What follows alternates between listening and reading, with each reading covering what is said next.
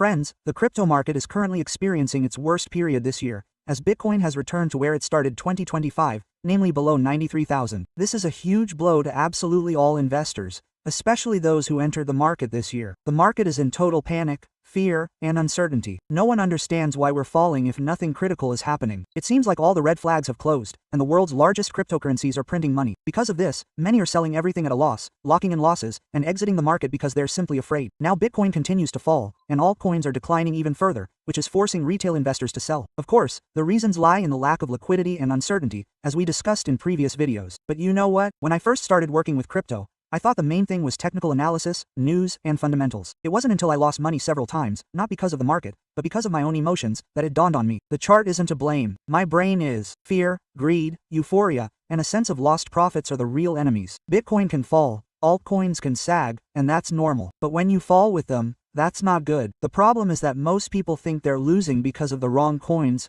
bad entry points, or Trump dumping everything. But the truth is different. 80% of mistakes are due to emotions. Fear, greed, panic, doubt, and a lack of a plan. So, as you asked, today we'll talk about the most underrated, yet most important part of the crypto market, psychology. Because, frankly, it's psychology that decides whether you'll stay in the black or lose your money every time. I want to share with you not just theory or quotes, but my personal experience and how I learned to keep a cool head, how I dealt with fear, panic, and pressure when the market was falling, like it is right now. After all, only those who can cope with their emotions here will be able to reap their reward here. So today's video will answer many of your questions, one of which is, why do retail investors panic and flee the market and ultimately lose their money? I'm confident this video will be useful for both beginners and seasoned investors who have been in the market for a while. So be sure to give it a like. If you enjoy this conversational column, where I mostly share my experiences and thoughts, let's get 1,000 likes, and in the comments, let's decide what you'd be interested in listening to in the next video. Perhaps about building a long-term portfolio or how to set the right goals in the crypto market. Please share your suggestions in the comments.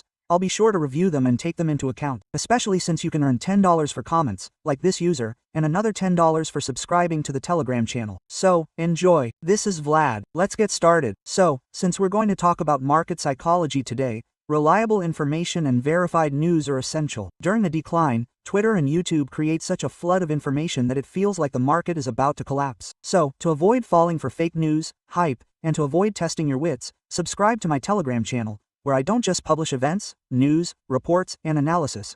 My editors and I also always detail how these events will impact the market. Yesterday, we released a calendar of events for this week, so I recommend subscribing to be prepared for this week's important dates. Of course, looking at the current market, it's very difficult to remain optimistic and hope for the best, especially when Bitcoin is drawing its fourth red weekly candle in a row. Yes, I don't argue, it's very scary. I realized firsthand how true this is when I first saw a 40% portfolio drawdown. Back then, I thought the market was collapsing forever. And here's the interesting thing. I later sat and looked at the historical data, and it turned out that Bitcoin has fallen by 40% more than 30 times throughout its history. And each time after each decline, a few months later, it hit a new high. There hasn't been a single cycle where the market broke even after a sharp decline. But when you're in the middle of a decline, it seems like the worst-case scenario. I remember reading the story of Peter Lynch, the legend who managed the best fund in the history of Fidelity. He said, "If you can't ride out a 50% decline, you shouldn't be in stocks." I thought, if the world's greatest investor calls a decline normal, why do we in crypto react so strongly to it? Maybe because crypto is a highly emotional environment, because volatility is higher here, because minus 20% in a day is normal. This isn't an event, it's the norm. But most importantly, because here our ego collides with reality. After all, many still perceive crypto as a place where you can easily make money, but not lose it. When I was a beginner, I thought the main thing was finding the right coins. Then I thought the main thing was learning analysis. Then that you need to understand macroeconomics. And then one moment happened that completely changed my attitude towards everything. The market crashed, and I sold at the very bottom. And a week later, everything was back up. And then for the first time I said to myself,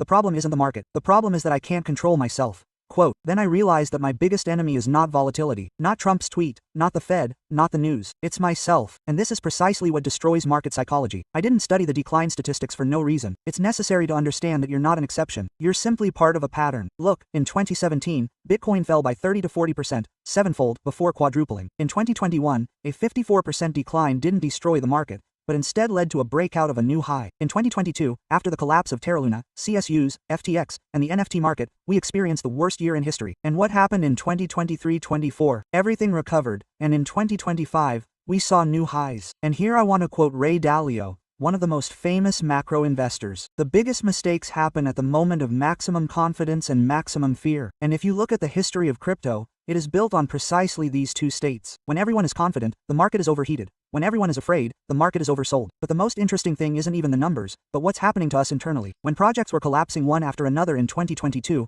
many were convinced that crypto was dead. When FTX collapsed, even experienced investors said it was a historic crash and the industry would never recover. And here are the statistics. In the 3 months after the crash, the price of Bitcoin rose by 90%. While people were writing scripts, the market reversed and went up. This is a stunning example of how psychology works. People react to events with emotions, and the market reacts to liquidity structures. To be honest, I made these mistakes too. I sold good coins at a big loss, bought hype tokens at highs that rolled back to zero. I impulsively entered trades, dumped positions that later grew to 10x. And here's what I realized. Emotions are expensive, too expensive, and not just in monetary terms. The emotional price is still higher. Every time you give in to fear, you lose a little more self-confidence. Every time you give in to greed, you lose a little more discipline. And I started asking myself, what do those who make money over the long term do? I began studying the behavior of real market legends. And here's an interesting fact. Buffett sat through drawdowns of up to 70% on individual positions and didn't sell. Yes, crypto is a slightly different instrument, but the basic investor mindset remains the same. Peter Lynch also said that his best trades initially went into the red before they started to grow. And George Soros said,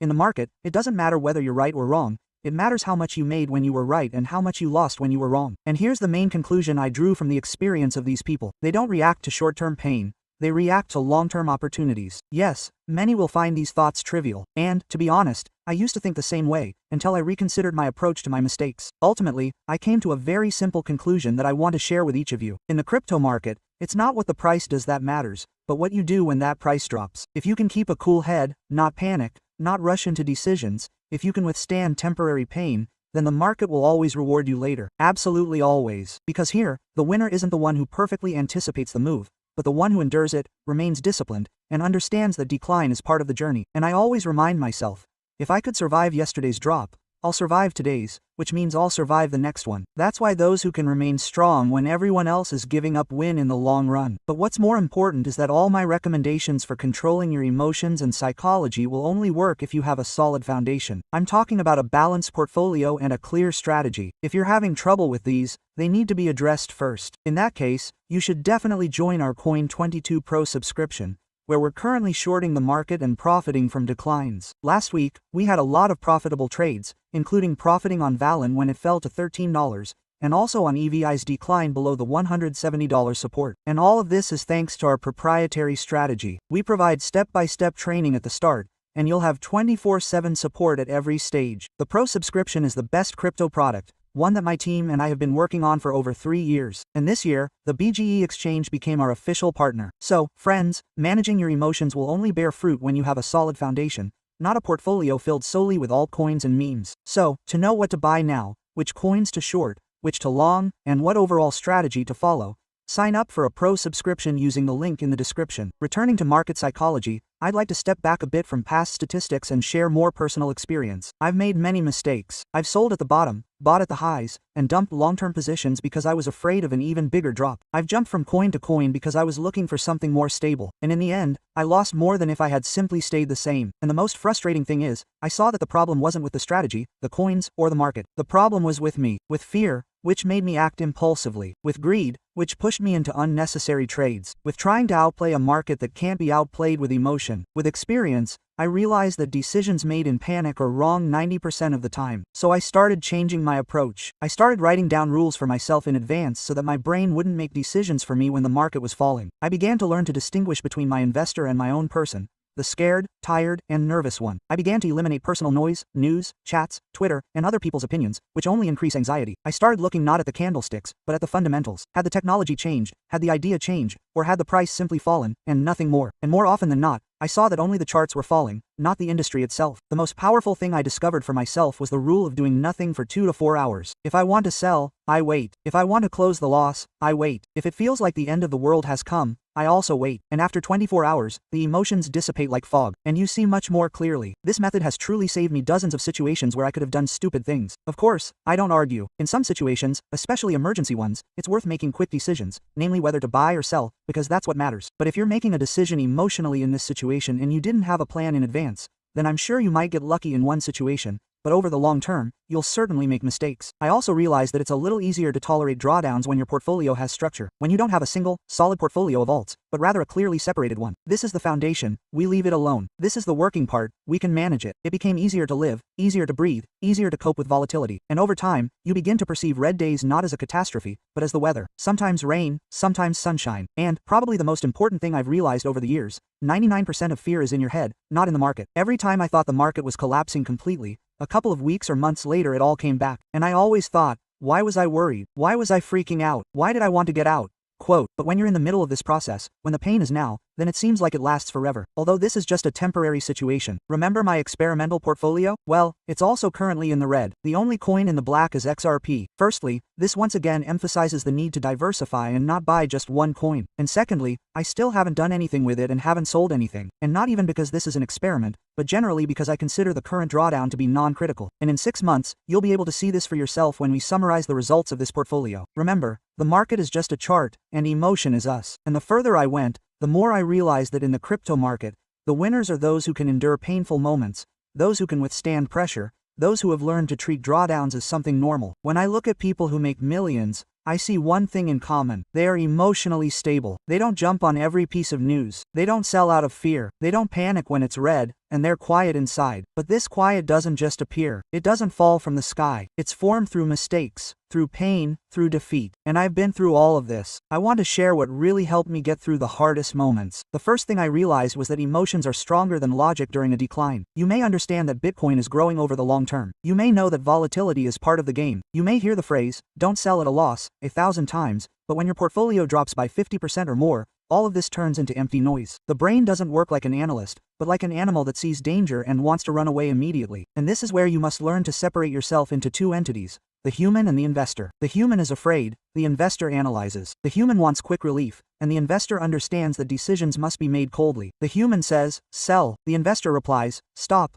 let's think about what's changed in reality. And this internal conversation is psychology, because you can't control the market, but you can control yourself. Somewhere around that moment, I realized something else. 90% of the noise in my head is news and other people's emotions. When the market is red, Twitter and Telegram turn into a boneyard of hopes. Videos appear on YouTube. Bitcoin will crash to zero. A new crypto winter has begun. Everything is lost. And you read, watch, absorb this fear, and it becomes yours. Although, in fact, these other people's emotions are not yours. And when I began to process all this less, it became easier for me. Over time, I also began to notice that each drawdown is something very similar to a workout. At first, it hurts, it's hard, you want to stop, but then you get used to it, your body becomes stronger and your psyche becomes more resilient. I've experienced falls that turned out to be catastrophic, but then they turned into ordinary, everyday events. It was only then that I began to perceive red markets as part of a process. And when that moment comes, you become much stronger. Now, when I look at my portfolio and see a negative, I no longer panic like I used to, because I understand that the negative is temporary, and the decline is not the end. This is the market's breath. Yesterday it was green, today it's red, and tomorrow is unknown. But the key is that the market's fundamentals are still intact. The market continues to operate,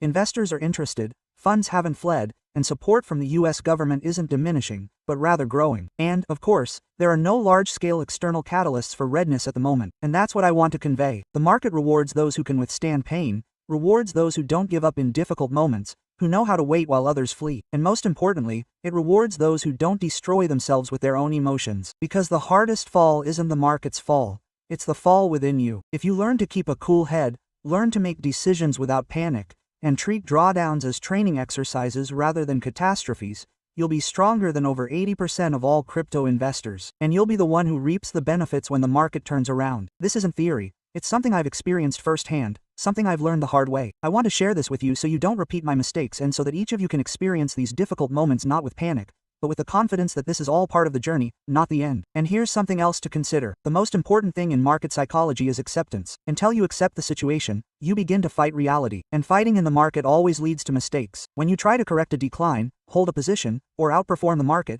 you act illogically, but out of fear. It's at this point that people make their biggest mistakes. They sell at the bottom, exit impulsively, and average out unplanned. But as soon as you accept the fact that yes, the market is negative, yes, there is a drawdown, yes, it's part of the process, a sense of calm descends within you. And calm brings clarity, because in the market, it's not those who struggle, but those who accept and act soberly who make money. And another very important piece of advice. They say, invest only the money you can afford to lose. But that's not entirely true, because you don't have that kind of money, and it's a shame to lose everything. The correct answer is, Never trade with money you need to live. Never. For example, with food, rent, a loan, your children's school fees, or college. You can't risk that kind of money in the process, because when you trade something vital, your emotional dependence grows even more. You'll fear every move, you'll hold on to losing positions longer, and you'll close out your profits too early. The market always senses your weakness. Crypto is a place where only spare cash should work. Otherwise, sooner or later, your emotions will ruin everything. And now, when the market is at the height of fear, the likes of which we haven't seen since COVID, when panic is at its highest levels and even people are starting to seriously doubt it,